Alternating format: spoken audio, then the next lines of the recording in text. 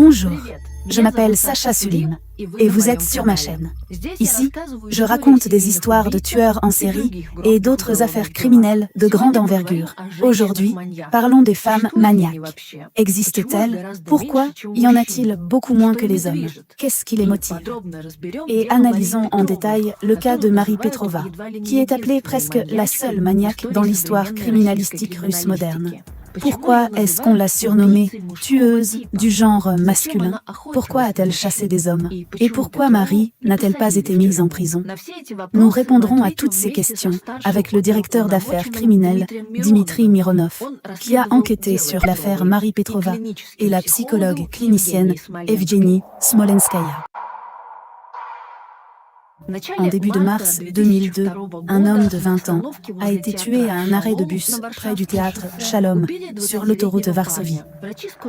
Les ambulanciers l'ont trouvé avec la carotide coupée. Ce crime n'était pas tout à fait ordinaire, car il n'y avait aucun signe de vol qualifié, de résistance, etc.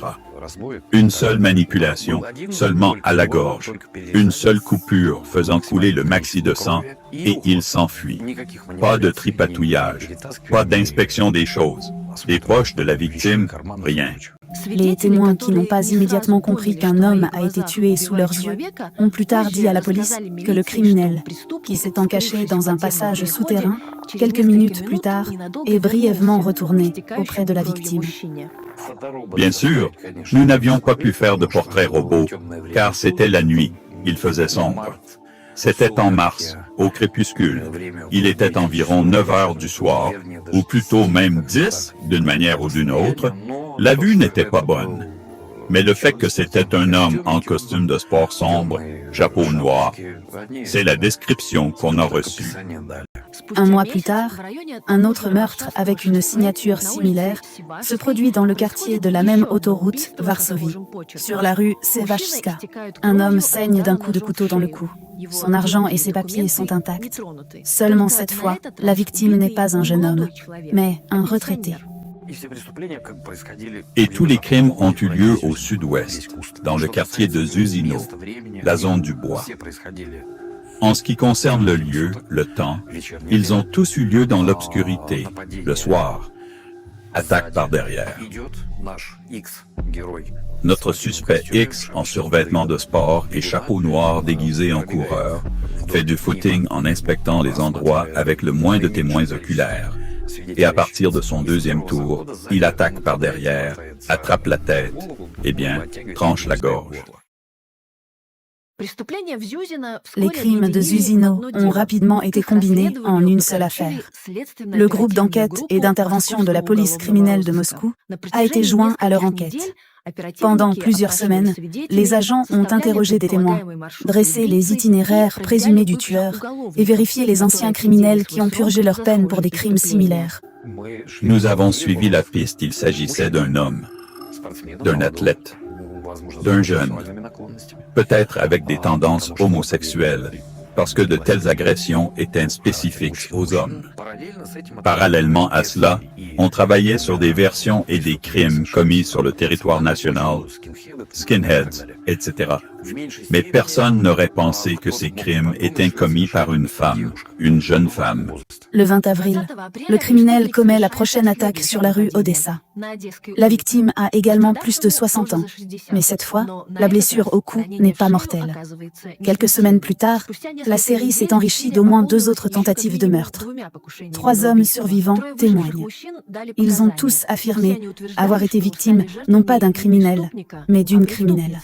Mais les enquêteurs pouvaient-ils faire confiance à 100% à la victime encore traumatisée? L'argument principal pour la compréhension, ou plutôt pour supposer que c'est une fille, ou mieux encore, que ça pourrait être une fille, a été le témoignage de témoins oculaires parce que, eh bien, savez-vous que la perception subjective est de toute façon très importante, malgré le fait qu'il s'agit de sportifs et de costumes de sport, grande taille, en très bonne forme physique. Mais quand des personnes âgées disent qu'il avait quelque chose de féminin, on dirait un visage de jeune fille. Et quand subjectivement les gens disent que c'est une fille, Eh bien, on pose des questions. Comment est-ce possible? Ce n'est pas du tout un comportement féminin. Que se passe-t-il dans sa tête pour courir avec un couteau et attaquer des hommes? Eh bien, au final, cette version a tout de même été considérée. La version selon laquelle ces crimes et tentatives de meurtre ont été perpétrés par une femme n'a que rendu plus difficile l'enquête. Ses motivations n'étaient pas claires. Elle opérait en public, dans des endroits bondés. Elle n'avait ni besoin de l'argent de ses victimes, ni de leurs documents. Et elle ne les connaissait pas. Toutes ces preuves indiquaient que la criminelle était une tueuse du genre masculin. Les agressions au couteau dans la rue, sur des inconnus, est plus caractéristique des maniaques classiques, qui dans la grande majorité des cas sont des hommes. Mais est-il possible d'utiliser ce mot « maniaque » en référence à une femme? Les femmes maniaques ou les tueuses en série existent. Mais en général, il y en a très peu. Elles ont des motifs mobiles très différents pour commettre des crimes. Par conséquent, elles sont mises dans d'autres catégories, parce qu'elles ne ressemblent pas à cette idée généralement acceptée de maniaque, où le sexe et le sadisme sont impliqués. Leur pourcentage ou leur part quand on prend l'ensemble des tueurs en série est très peu. Je pourrais dire 5 ou au maximum 7% des crimes sont commis par des femmes, et ce pourcentage est encore plus insignifiant quand il s'agit des crimes liés aux motivations sexuelles.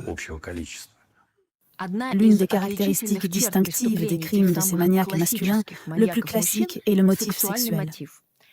Bien sûr, ils ne violent pas tous leurs victimes et ne se sentent pas tous satisfaits sexuellement après leur crime.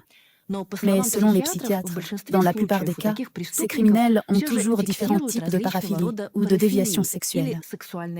C'est-à-dire qu'ils reçoivent une excitation sexuelle de situations ou d'objets atypiques pour la plupart des gens.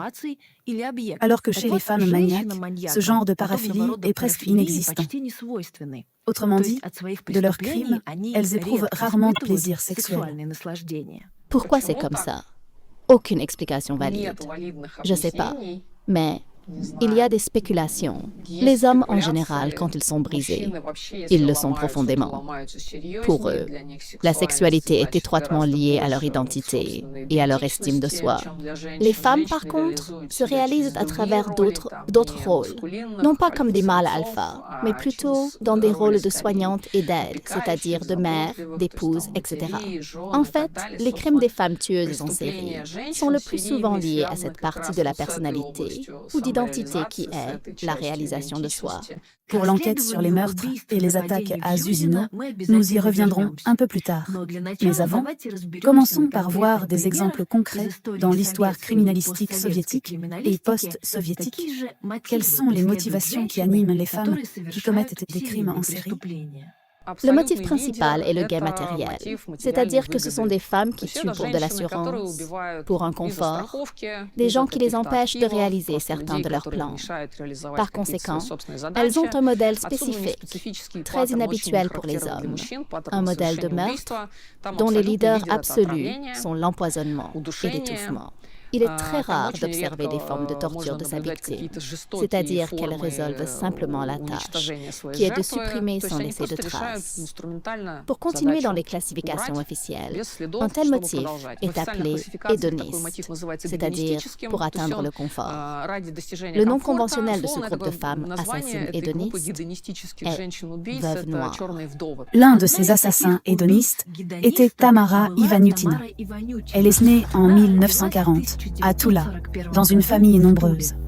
Au nombre de 7, ils se blottissaient dans une petite pièce d'un appartement en colocation et se disputaient souvent avec leurs voisins. Et les parents de Tamara, Antoine et Marie Maslenko, ont trouvé, comme ils le disaient, un moyen judicieux de régler les comptes avec les voisins. Leur première victime était un homme qui vivait dans la pièce d'à côté et faisait souvent du bruit. Un jour, Marie lui a offert des galettes, dans lesquelles elle a ajouté une solution de cléricie. Ce mélange, qui contient du thallium hautement toxique, est couramment utilisé par les géologues pour déterminer la densité du minéral Et chez l'homme, il peut provoquer un empoisonnement grave et entraîner la mort. Le voisin n'avait malheureusement pas pu être sauvé. Le même sort attendait au moins 2 autres femmes. L'une en a fait les frais pour sa remarque sur les toilettes non nettoyées. La seconde pour avoir parlé par inadvertance de l'état de santé de Marie. Anton a mélangé du thallium dans un verre de vodka, qu'il lui a proposé de boire pour le prompt rétablissement de son époux. Peu de temps après l'obtention de son diplôme, Tamara s'est mariée. Son mari travaillait comme camionneur, gagnait beaucoup d'argent et surtout vivait dans son propre appartement de 2 pièces, où Tamara a emménagé après le mariage, prenant avec elle une solution de clérécie de la maison de ses parents. Presque dès les premiers jours de la vie commune, Tamara a commencé à ajouter de petites doses dans la nourriture de son mari. Elle savait que de petites portions de poison, s'accumulant dans le corps humain, le tuaient non pas immédiatement, mais en aggravant progressivement son état. C'est ce qui s'est passé. De retour du travail, le mari de Tamara, presque chauve, s'est rendu à l'hôpital pour se plaindre de faiblesse et de douleurs aux jambes et est décédé peu après. Cause de la mort, décédé par crise cardiaque. En 1983, Tamara vend l'appartement hérité de son défunt mari et se déplace pour Kiev, où elle se remarie et prend le nom de son nouveau mari, Ivaniutina. Le nouveau conjoint n'était pas propriétaire, mais ses parents possédaient une maison de campagne, dans laquelle leur nouvelle belle-fille a prévu d'organiser une ferme porcine. Le beau-père et la belle-mère de Tamara sont morts à 2 jours d'intervalle. Avant de mourir, il souffrait des douleurs graves dans les jambes et des pieds engourdis. Quelque temps plus tard, Tamara et son mari emménagent en campagne et ont acheté 10 porcs et 150 poules. Pour avoir accès à la nourriture et aux déchets alimentaires que Tamara utilisait comme nourriture pour le bétail, elle trouva du travail comme lave-vaisselle à la cantine d'une école. Dans son nouveau lieu de travail, Tamara a poursuivi sa série d'empoisonnements. Ses premières victimes ont été 2 élèves qui ont pris un jour les restes de côtelettes et d'os de poulet pour leurs chiens. Les adolescents ont de même été hospitalisés pour un empoisonnement grave, ainsi que la directrice et la diététicienne de la cantine, peu de temps après avoir fait une remarque à Tamara sur la qualité de son travail et menacée de licenciement. Les 2 femmes sont finalement décédées. 3 semaines plus tard, dans la même école, 2 autres enfants et 2 adultes sont morts d'une maladie inconnue, semblable à une forme atypique de grippe ou à un empoisonnement. La série de morts et d'intoxications à l'école numéro 16 a intéressé le parquet. Après avoir interrogé les victimes, il s'est avéré que tous sont arrivés prendre leur repas à la cantine, plus tard que les autres, à la veille de l'hospitalisation. Ensuite, ils ont formulé l'hypothèse selon laquelle le poison utilisé pour se débarrasser des rats et cafards a dû tomber dans le repas. Lorsque les enquêteurs ont appelé à l'interrogatoire la diététicienne de l'école, ils ont découvert que la femme était décédée il y a 1 mois et de la même maladie inconnue. Après l'exhumation, des traces de thallium ont été trouvées dans son corps. Après avoir interrogé tous les employés de la cantine, le comportement étrange du lave-vaisselle Tamara a attiré l'attention des enquêteurs. Elle n'a littéralement pas permis à un expert médico-légal de travailler lorsqu'il prélevait des échantillons d'ustensiles de cuisine et de produits de nettoyage. La mort subite de son beau-père et de sa belle-mère et l'état de son mari, à ce moment-là, il était chauve et ne se levait pratiquement plus du lit, alertait encore plus les détectives. Et ils ont décidé de fouiller sa maison. Un flacon contenant une solution hautement toxique de clérécie a été trouvé dans une petite table de chevet, dans laquelle était stockée une machine à coudre. Tamara Ivaniutina a été accusée de 9 meurtres et de 20 tentatives d'assassinat. Sur le banc des accusés se trouvait également sa petite sœur Nina, qui, avec l'aide du même poison, a tué son époux de 69 ans et les parents Antoine et Marie Maslenko. L'arrestation et le tapage médiatique autour de l'affaire Tamara ont empêché sa mère de 77 ans d'empoisonner sa voisine, qui n'a pas osé se régaler de crêpes préparées par Marie. Dans l'affaire criminelle de la famille Maslenko, il y a eu 40 épisodes, dont 13 mortels. Antoine et Marie ont reçu respectivement 13 et 10 ans. Nina a été condamnée à 15 ans et Tamara Ivaniutina est devenue la dernière femme condamnée à la fusillade en URSS. La deuxième catégorie en termes de prévalence est celle des anges de la mort ou des anges de la vie. Les 2 expressions sont utilisées. Dans ce groupe se trouvent beaucoup d'infirmières et de femmes qui souffrent du trouble de Munchausen par procuration. C'est-à-dire, lorsque les femmes causent délibérément des maladies aux personnes dont elles ont la charge. Auparavant, il y avait une telle catégorie ou une sous-catégorie. C'étaient des femmes qui dirigeaient des refuges, quelque chose comme des refuges pour enfants nés illégalement, au XVIIIe siècle et le début du XXe. Quand une femme était indécente pour élever un enfant, elle le laissait dans ce type d'abri pour une petite récompense. Là-bas, ces enfants abandonnés étaient maltraités et abusés. Certains sont morts de mauvais traitements. Il y a eu aussi là-bas ce phénomène de « tuer juste par plaisir ». D'où leur nom de « ange de la vie ou de la mort ». Là, le motif fréquent, c'est juste le contrôle, c'est-à-dire « je dirige la vie », ou le salut, c'est-à-dire « je sauve une personne de la souffrance ».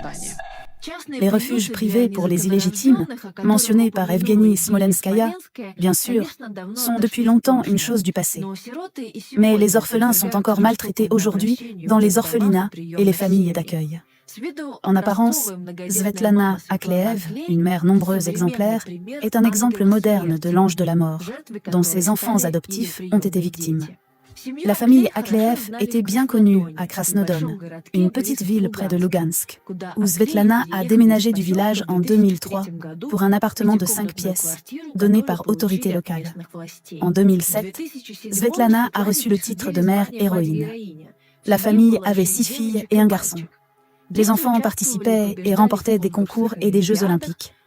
La mère écrivait des contes de fées et des chansons pour enfants que le groupe Ensemble familial Akleev interprétait lors de fêtes urbaines et régionales. En 2010, Svetlana et Alexander ont décidé qu'ils étaient prêts à élever un autre enfant. Et ils ont commencé à faire des papiers pour l'adoption d'Ilya, âgé de 5 ans. Mais le garçon était dans un orphelinat avec ses jeunes sœurs, Lisa, 4 ans, et Katia, 2 ans. Selon la loi, il est impossible de séparer les frères et sœurs. Les Akleev ne semblent pas du tout gênés et ils prennent les 3. 2 ans plus tard, un 11e enfant est né dans la famille. Rapidement, Ilya est devenu membre de l'ensemble Okleev. Katia et Lisa, à cause de leur médiocre performance, n'y participaient pas. En août 2012, Nastia, âgée de 2 ans, a disparu dans le village de Semikino, à 20 km de Krasnodon. Le dernier à l'avoir vue était son frère aîné, avec qui il jouait dans la rue. Un garçon de 6 ans a pu décrire en détail la scène de l'enlèvement. Il a raconté qu'une moto noire avec une poussette derrière s'est approchée de lui et Nastia.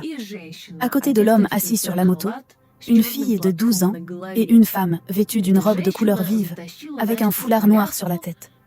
Cette femme a traîné Nastia dans la poussette, après quoi ils sont partis. Les parents de la fille ont suggéré que la fille pourrait être enlevée pour une demande de rançon. La famille avait beaucoup de dettes. Ils n'ont pas retrouvé Nastia chez les créanciers, mais dans la maison de compagne de la famille Akleev. Sur une question logique de la police, les propriétaires de la maison ont répondu que la fille enlevée est leur fille adoptive Lisa. Lorsque les vrais parents de Nastia sont arrivés dans cette maison de compagne, Svetlana a déclaré qu'elle l'avait kidnappée parce qu'elle avait perdu Lisa et Katia, récemment adoptées. Où exactement les filles ont disparu et pourquoi elle ne l'a pas déclaré à la police, la dame n'a pas expliqué. Elle n'a pas pu expliquer les coups et les ecchymoses sur le corps du fils adoptif Ilya. Selon la légende, décrite dans les médias, le garçon s'est approché de l'un des policiers et a dit « Sortez-moi d'ici, sinon ils vont me tuer ». Les Akleev sont arrêtés. Lors de l'interrogatoire, le mari de Svetlana, Alexander, et sa fille aînée, Julia, âgée de 22 ans, ont déclaré aux enquêteurs que le kidnapping était nécessaire pour remplacer l'une des filles adoptées que Svetlana avait tuées. Svetlana avait commencé à torturer ses enfants adoptifs en février 2011, moins d'1 an après leur adoption. La première victime était Lisa, âgée de 4 ans. Elle est morte des suites de coups infligés pendant de nombreux jours par sa mère adoptive. Pour se débarrasser du corps de l'enfant, Svetlana a demandé à son mari et à sa fille aînée de le brûler dans une cuve en métal, dans leur maison de campagne. 9 mois plus tard, Katia est morte à cause de mauvais traitements. Son corps a été démembré et enterré près de leur maison de campagne. Lors du procès, Alexander et Julia Akleev ont plaidé coupables coupables et ont témoigné volontiers. Julia a raconté que les enfants adoptifs pouvaient rester toute la journée dans un coin. Svetlana leur interdisait de bouger, et s'ils n'obéissaient pas, elle les punissait cruellement. En décembre 2012, Alexander Akleev a reçu 4 ans pour complicité de meurtre et enlèvement d'enfants. La même chose a été donnée à Julia. Elle a obtenu un sursis en raison de sa grossesse. Svetlana Akleev a été condamnée à 15 ans de prison. Elle n'a jamais reconnu sa culpabilité et a insisté sur le fait que les accusations contre elle ont été fabriquées et que les enfants adoptés ont été enlevés.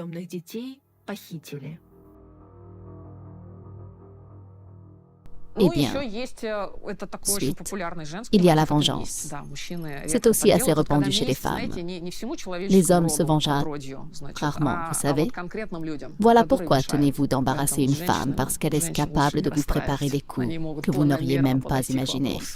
Dans quelle catégorie pouvons-nous classer la tueuse en série de Zuzino? Elle semblait être ni une veuve noire, ni une voleuse, ni même se venger de ses victimes, vu qu'elle ne les connaissait même pas. Se sentait-elle comme un ange de la mort, ou est-elle l'une de ces rares femmes à profiter du plaisir de l'acte même du meurtre? En avril 2002, les enquêteurs n'avaient pas de réponse à ces questions. Mais c'était déjà clair à l'époque qu'il s'agissait d'un crime organisé. Le tout premier signe qui dissipe le fait qu'il s'agit d'une attaque apparemment illogique, atypique et sans signification est la présence d'au moins un des témoins oculaires. En fait, il ne s'agit pas d'une situation où quelqu'un, dans une crise de psychose aiguë, sort dans la rue avec un couteau et se met à poignarder et déchiqueter tout le monde et ainsi de suite. Ici, le tueur effectue une reconnaissance. Il court à côté et autour de sa victime. Il entre déjà dans cet état. Il s'excite comme un requin qui nage en boucle autour de sa proie et à un moment donné, il attaque. Peut-être, cela pourrait avoir un côté sexuel, même si c'est pas évident, tout compte fait. Nous avons une personne qui prend plaisir de ce qu'elle fait. L'hypothèse retenue était celle selon laquelle le serial killer a pris goût et est peu susceptible de pouvoir s'arrêter, du fait que les intervalles entre les meurtres et les attaques se réduisaient progressivement. 1 mois s'est écoulé entre le premier et le deuxième, entre la deuxième et la troisième, 3 semaines, troisième et quatrième 2. Ainsi commença la chasse aux chasseurs dans l'ensemble, la chasse à l'animal agressif. Eh bien, il y avait des messagers placés dans différents postes, c'est-à-dire des agents en civil, des observateurs, et nous avions même envisagé que le suspect pourrait s'attaquer à l'un de nos agents, comme si ça se passait en direct. Heureusement, cela ne s'est pas produit. L'arrestation de la criminelle fut par pur hasard. Son portrait robot avait été envoyé sur tous les points d'appui de la police, dans le sud de Moscou. Peu de temps après, une fille similaire a été remarquée dans la rue par un agent stagiaire. Il allume une cigarette pour fumer. Au moment de mettre dans la bouche, elle tombe. Il se penche pour la ramasser, et à ce moment-là, devant lui marcha quelqu'un avec des baskets tachées de sang. Le stagiaire s'est empressé de faire un rapport au commissariat. Ensemble, ils ont suivi le suspect présumé jusqu'à son immeuble sur la voie Kachirsky et sont entrés avec elle dans le hall. Elle laisse rentrer la première dans l'ascenseur, nous derrière. Elle semblait confuse. Nous étions jeunes et n'avions pas peur qu'elle puisse nous attaquer. Elle a commencé à paniquer, pris son sac et sortit de l'ascenseur en disant « Je vais prendre les escaliers ». Nikolai Antipov et son assistant ont ciblé dans quel appartement vit la jeune fille, sont retournés au point d'appui et ont informé les autorités. Elle avait de tels yeux, comme ceux lorsque vous rencontrez un chien ou un loup enragé. Des yeux ronds, on dirait prêts à verser du sang. J'ai tellement eu peur que je me suis dit que c'est la fin. J'ai pas eu peur pour moi, mais pour mes jeunes collègues. Au pire des cas, elle aurait bien pu tous nous trancher la gorge. Le même jour, des agents sont arrivés à l'appartement sur la voie Kachirsky pour arrêter le meurtrier présumé. Il s'est avéré être Marie Petrova, 24 ans, enseignante d'éducation physique à l'école technique de technologie électronique de Moscou. En plus d'elle, se trouvaient ses parents dans l'appartement. Plus tard, le père de Marie dira à l'enquêteur qu'il soupçonnait depuis plusieurs semaines que sa fille était impliquée dans les meurtres de Zuzino. À un moment donné, oui, il l'a surpris en train de nettoyer du sang sur un couteau dans la salle de bain, après une énième attaque, un énième forfait. Et il avait dit qu'elle voulait que, une fois leurs regards croisés, qu'il sache immédiatement qui elle était en réalité.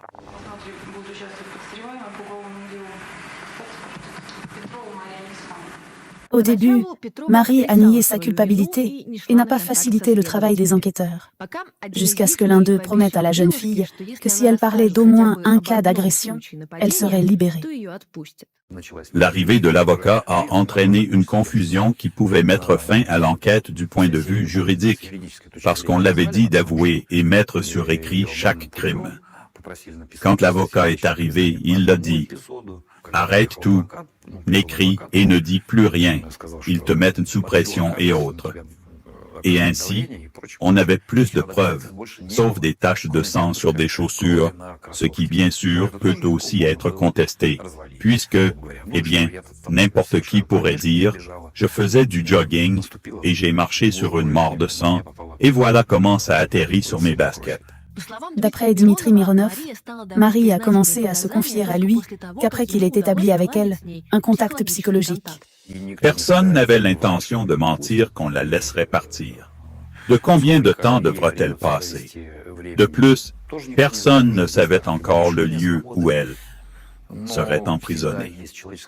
Et il y a toujours le facteur humain. Peu importe à quel point le criminel est terrible, il y a toujours cette possibilité de lui prêter l'oreille, même si la personne en racontant va embellir ou cacher certaines parties, qu'elle s'exprime puisqu'il jamais de fumée sans feu. Et pour pouvoir faire de telles choses étranges, il faut avoir certaines conditions préalables. Sur la question de savoir ce qui a poussé Marie à commettre des meurtres, beaucoup d'infos divergentes circulent. Dans certaines sources, elle vient d'une famille normale et a vécu une enfance normale. Dans d'autres, circulait cette histoire où qu'un jour, le père de Marie était tellement ivre qu'il a frappé sa femme qui s'est retrouvée hospitalisée pendant plusieurs jours. Eh bien, c'est une famille classique, normale, typique de l'URSS avec un père, une mère et un grand frère. Le père et la mère, des sportifs professionnels et enseignants en natation. Des gens respectés dans leur sphère professionnelle, sans mauvaises habitudes, pas des marginaux. Aucun antécédent d'harcèlement sexuel contre Marie du côté du père ou d'un des parents n'a été trouvé. Elle est née normale, en parfaite santé, elle a grandi normalement, en pleine forme, s'intéressant à toutes les formes de loisirs féminins, des poupées aux fleurs.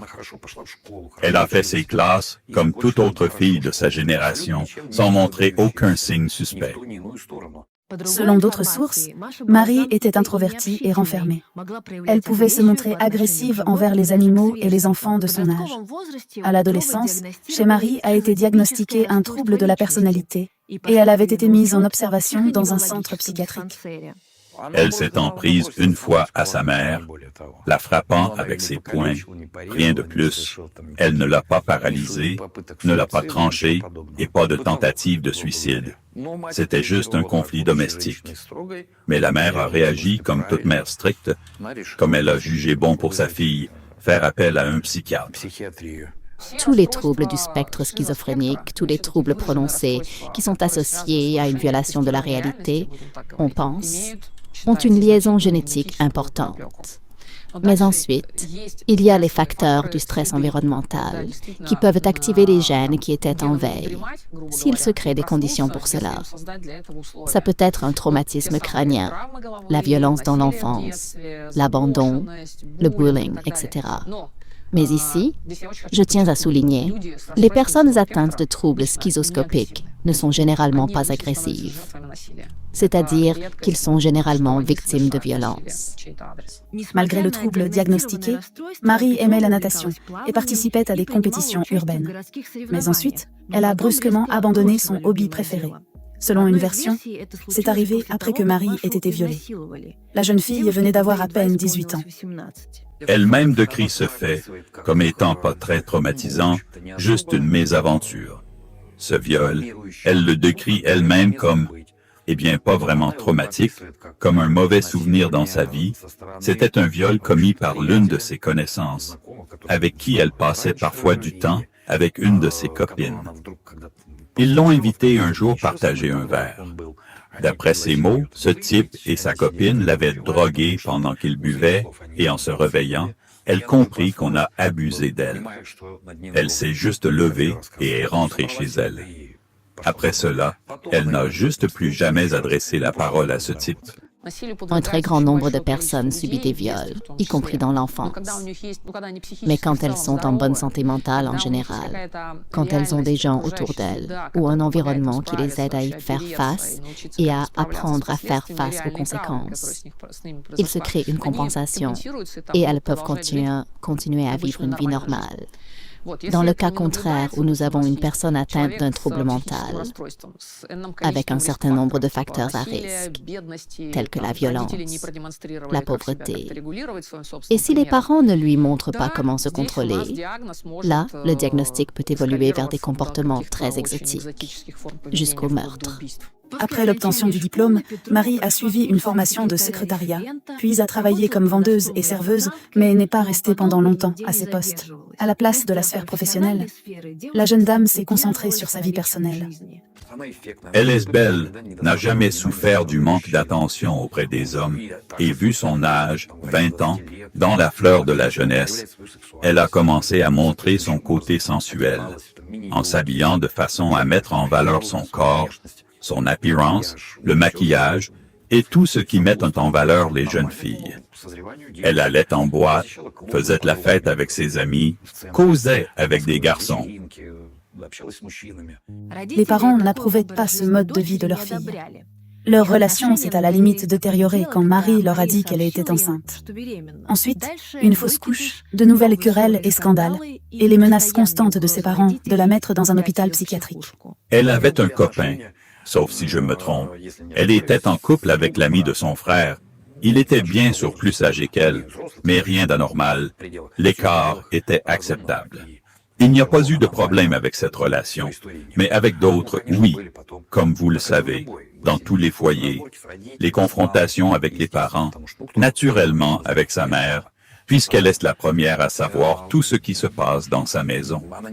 Mais elle n'a pas pris ces conflits comme raison de les attaquer au couteau. Quelques années avant le premier meurtre, Marie a obtenu un poste d'enseignante dans une école technique et le soir, elle travaillait à temps partiel dans un club de fitness. Les étudiants l'ont également trouvée renfermée et même étrange et se moquaient d'elle à son insu. Elle rentrait à la maison en mettant des jupes courtes comme ça, avec des bottes hautes comme ça. Eh bien, en général, c'est marrant de voir ça. Beaucoup d'autres se moquaient aussi de ça, en disant « Comment est-ce possible ?» D'abord en tenue de sport, ensuite en tenue sexy. Elle se retournait, regardait, puis continuait son chemin. Eh bien là aussi, les étudiants ont commencé à dire des choses sur elle, du genre qu'elle agissait comme une idiote, qu'elle ne se comportait pas comme il se doit, qu'elle marmonnait.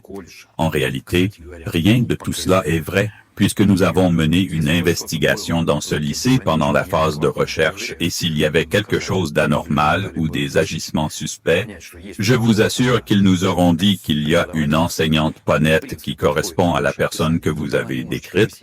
On pense qu'elle est un peu folle. Bien sûr, après l'arrestation, les gens se mettent à raconter tout et n'importe quoi. Pourquoi elle ne s'habillait pas comme il se doit? Les mini-jupes, bottes hautes qu'elle mettait, étaient à la mode à cette époque. Et en plus, elle ne s'habillait pas constamment comme ça pour venir au travail. Ce qui a poussé Marie à commettre le premier meurtre, elle n'a jamais été en mesure de l'expliquer aux enquêteurs. Un soir, elle est allée faire du jogging et, juste au cas où, elle prit un couteau avec elle, le mit dans la manche de son costume. Passant devant l'arrêt de bus, elle remarqua un jeune homme qui, selon elle, l'a attrapée et a commencé à la harceler. À ce moment-là, Marie sortit un couteau et trancha la gorge du gars. Première question. Pourquoi tu te baladais avec un couteau dans la poche? Je l'ai pris au cas où je devrais me défendre contre des chiens errants dans la rue. C'est sa réponse. Ce mec t'avait-il agressé? Explique comment cela s'est passé. Il était assis, ivre, et a commencé à m'insulter. D'accord. Était-ce une agression qui pouvait conduire au viol? Eh bien, j'ai cru qu'il pourrait me violer. Comment pouvait-elle penser comme ça si le mec était assis et elle passait son chemin? Pourquoi portait-elle un couteau? Elle répondit pour sa sécurité. Eh bien, ça pouvait paraître valable, puisqu'en réalité, en cette période, régnait une certaine insécurité. En principe, ces agissements sont incompréhensibles, mais l'explication semble claire. Pourtant, même dans un environnement dangereux, les femmes avec des couteaux dans leurs manches ne se baladaient pas dans le centre-ville de Moscou à cette époque. Mais encore une fois, nous sommes dans le cadre de son mindset, dans sa tête. Elle peut avoir une explication complètement différente, du genre « le monde est dangereux, les hommes sont dangereux, ils peuvent m'attaquer dans la rue, et si quelqu'un m'agresse, il sera trop tard. Donc, je prendrai un couteau juste au cas où, et ensuite on verra ce qui se passera. » Voilà comment on pourrait expliquer par exemple son comportement. Rappelez-vous, en décrivant le premier meurtre sur l'autoroute Varsovie, j'ai dit que le criminel, descendant dans le passage souterrain, est revenu quelques minutes plus tard sur la scène du crime. Pourquoi Marie avait besoin de voir à nouveau le jeune homme saignant? Elle n'a jamais expliqué. Ce n'était pas la seule question des enquêteurs à laquelle Marie n'a pas répondu. Ou plutôt, ses réponses n'expliquaient toujours pas les vraies raisons de son mobile. Pour le premier meurtre, elle semblait se défendre contre un harcèlement. Pour le deuxième meurtre, elle aurait été poussée à bout à cause de harcèlement sexuel par un collègue plus âgé au travail. J'ai eu le désir, non pas au travail, mais après le travail, de faire du mal à quelqu'un de plus âgé. Pour toute personne sensée, la première question serait « Et puisqu'il te harcelait, pourquoi ne lui as-tu pas tranché la gorge, ton entraîneur? Puisque, comme tu dis, il le faisait constamment. » Elle répond « Ben non, j'avais peur de perdre mon emploi. » Et je crois que c'était des réponses toutes préparées pour se protéger. Sachant qu'elle avait un trouble schizotypique et tenant compte de la simplicité de ses explications et de son comportement, nous pouvons supposer qu'elle a mal interprété certains signaux, certains comportements à son égard, ce qui est typique de ceux qui souffrent des troubles schizophréniques en général. Leur interprétation des signaux est négative, c'est-à-dire le neutre, par exemple, est perçu comme dangereux. Un peu dangereux, comme très dangereux. C'est-à-dire quand une personne, juste en ayant un sentiment d'insécurité, commet des actions très graves. C'était juste une coquille qu'elle a rapidement construite après son arrestation. En fait, ses motivations, ses raisons étaient complètement différentes. Parce que pour porter un couteau sur soi plus d'un mois, il faut au préalable avoir bien réfléchi. Elle fantasmait sur ça, elle se nourrissait de ce fantasme, et cela la procurait du plaisir. Pourquoi elle faisait du jogging? En fait, ce n'était pas du jogging en tant que tel, c'est une chasseuse, c'est une prédatrice qui préparait son terrain. Cette activité la procurait du plaisir tout en la faisant repérer ses potentielles victimes. Ce fantasme la poussait à passer à l'acte et à obtenir plus de plaisir une fois le crime commis. Marie n'a jamais reconnu cette composante de ses crimes, que ce soit parce qu'elle-même ne s'en rendait pas compte ou parce qu'elle avait peur de l'avouer. La conclusion sur l'apaisement sexuel ou émotionnel que Marie a reçu en pensant ou en commettant ces crimes a été faite par Dimitri lui-même, après avoir passé de nombreuses heures avec elle pendant les interrogatoires et les reconstitutions des faits. À travers cela, elle est devenue une femme. Peut-être que cela est difficile à comprendre, bien sûr, mais moi je comprends ses motivations de l'intérieur. On pourrait dire qu'elle avait une essence d'Amazone, de guerrière, de prédatrice, et cela l'a permis de comprendre qui elle est en tant que femme. Ici, il ne s'agit pas de féminisme. Un peu plus d'un mois et demi s'est écoulé depuis le premier meurtre jusqu'à l'arrestation de Marie. Pendant tout ce temps, elle continuait à aller travailler et allait même l'utiliser comme alibi. Marie a raconté lors de l'interrogatoire comment elle avait déjà prévu d'attaquer une autre victime lors d'une séance d'entraînement dans son club de fitness, en disant qu'elle devait s'absenter brièvement. Si Marie pensait à l'alibi, cela veut dire qu'elle planifiait ses crimes et qu'elle ne marchait pas avec un couteau dans sa manche tout le temps. En fait, elle n'est pas folle comme on peut représenter d'autres cas, où la personne folle prend un couteau et sort dans la rue agresser des gens. Non.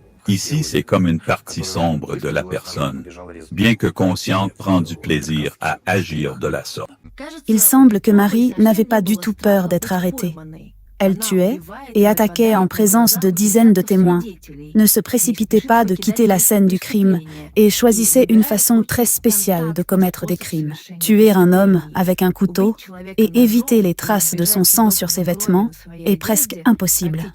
D'ailleurs, le sang de l'un des hommes blessés sera retrouvé plus tard sur la veste de Marie. L'agression en plein air démontre sa forte détermination. Ce n'est pas tous les hommes qui sont capables de faire de telles choses, de peur d'être reconnus, de se faire prendre, etc. Ce qui montre que c'est elle la boss.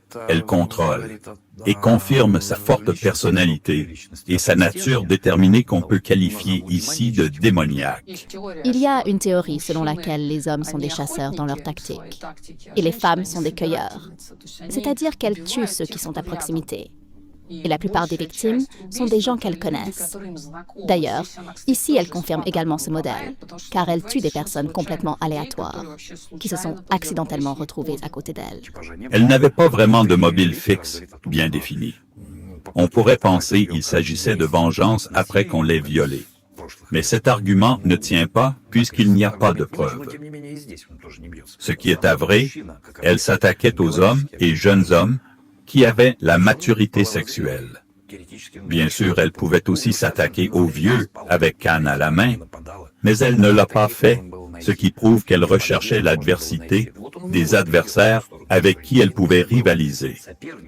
Marie Petrova a été reconnue coupable de 2 meurtres et de 3 tentatives de meurtre. La 4e attaque a été exclue de l'affaire faute de preuves. Cependant, le tribunal l'a blanchie de toute responsabilité pénale.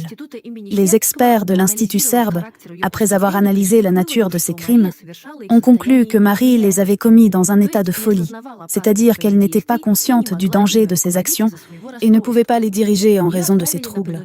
Elle a été envoyée pour un traitement forcé dans un hôpital psychiatrique spécialisé.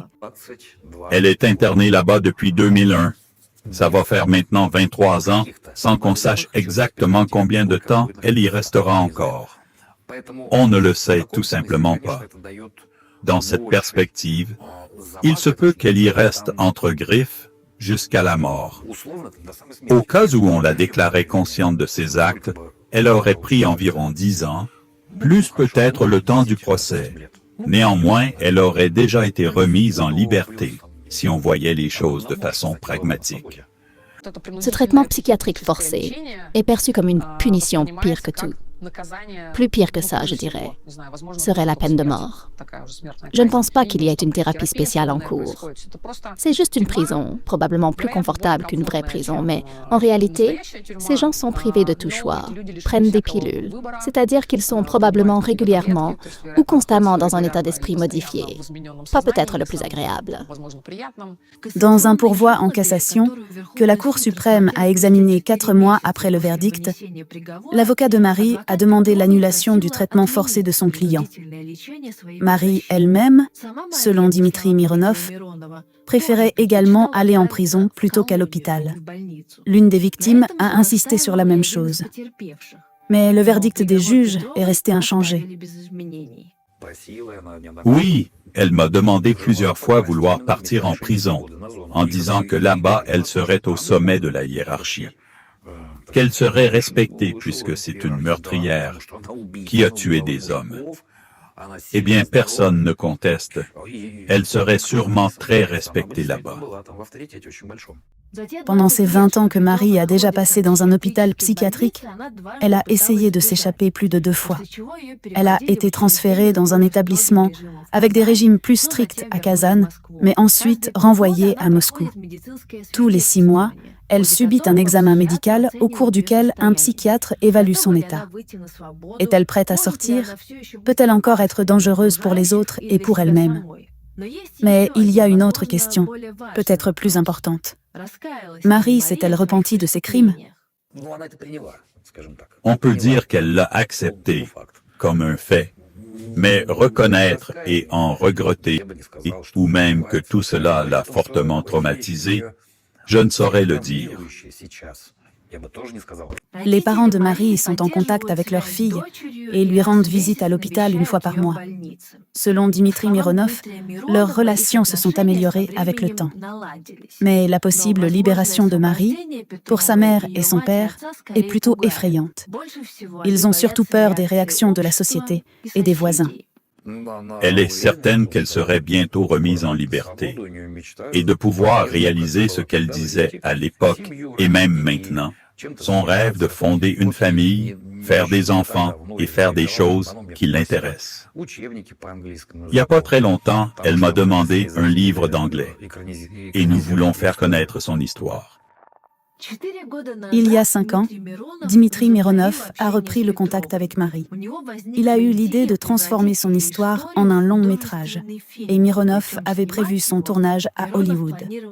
Lorsque le projet a été gelé, Dimitri a décidé de concrétiser son idée en Russie.